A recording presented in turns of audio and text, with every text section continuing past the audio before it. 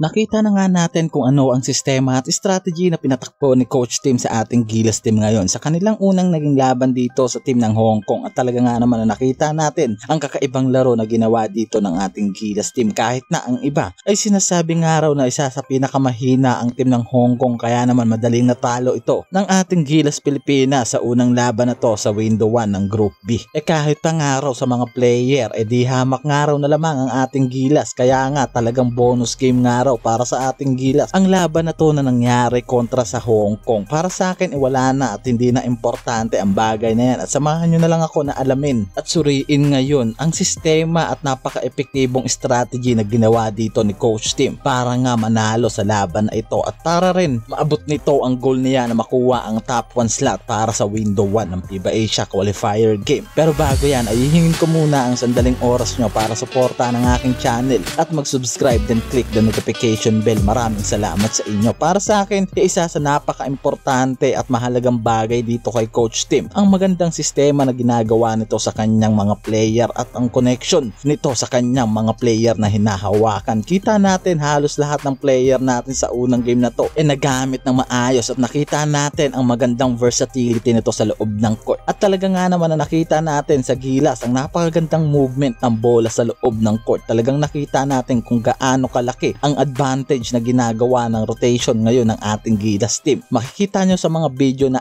aking kinuha galing sa laban na to ng Gilas kontra sa Hong Kong, nakita ko dito sa bawat play na ginagawa nila sa loob ng court talaga nga naman na makikita ang napakabilis na movement at rotation ng ating mga player sa laban na to, at kung paano nila hanapin sa ilalim itong si Kadyo at binibigyan ng magandang movement ang bola pagdating dito sa ilalim para mabigyan din ng magandang pasa sa ilalim itong si Kaido, at mabilis na transition dito ang dahilan kung bakit nape-perfect nila ang magandang play na ginagawa nila ngayon sa ilalim. Tulad nga ng play na to na sa unang quarter pa lang nasilayan na natin ang magandang play na ginagawa ng ating Gilas dito sa ilalim. Bukod dyan hindi nagpakampante ang Gilas natin kahit alam nila na ang Hong Kong nga ang nasa mababang power ranking ngayon ng FIBA Asia Qualifier Game, dahil alam natin na sa naging laban na to medyo nakadikit pa nga para sa second half itong Hong Kong, at bahagyang nakadikit sa ating Gilas pagdating sa puntos at depensa at opensa na ginagawa rin ng mga ito. Masasabi natin na kung hindi nga naging epektibo ang ginawang sistema ng ating coach dito sigurado na malamang baka nasilat pa tayo dito ng Hong Kong team kung naging pabaya tayo sa laban at sa depensa at opensa na ginagawa ng ating Gilas. Pero hindi mangyayari yan, lalo't alam natin ang kakayahan ng ating mga players ngayon. Pansin din nga natin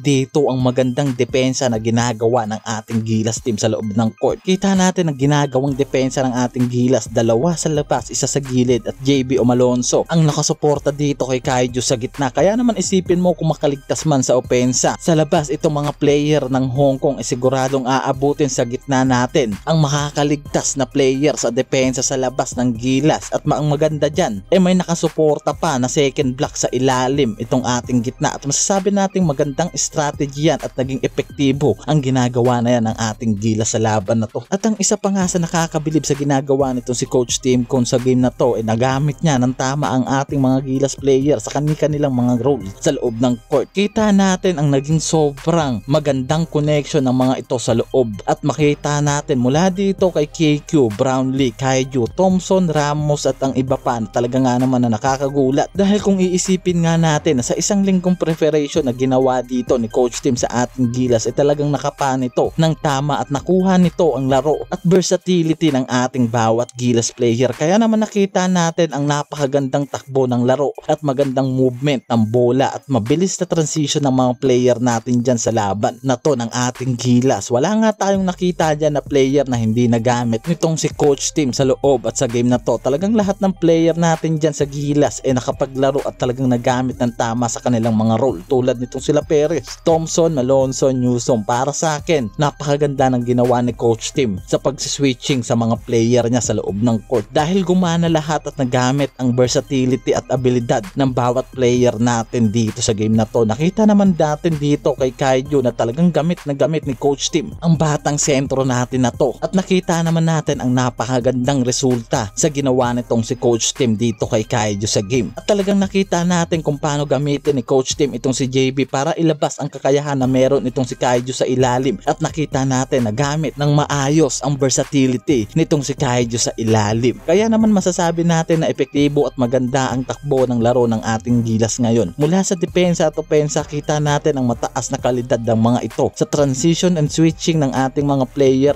talagang sobrang ganda sa mata na ginagawa ng mga ito sa loob ng court. Hesitation at good communication ng ating Gilas player ang isa sa pinahahalagahan ngayon ng mga yan sa game dahil napaka-importante nga raw talaga ng mga yan para sa ating Gilas at yan ang pinahahalagahan din ngayon ni Coach Tim at pinapaganang sistema ngayon sa ating Gilas team at asahan na natin na mas magiging maganda pa ang laro ng ating Gilas team ngayon at malaki nga ang tsansa na magawa ni Coach Tim ang kanyang goal na makuha ang top 1 slot sa window 1 ng FIBA Asia Qualifier game. Maraming salamat sa pagsama para pasukin ang buhay ng may buhay pero buhay ng ating mga idolo. Maraming salamat sa inyo.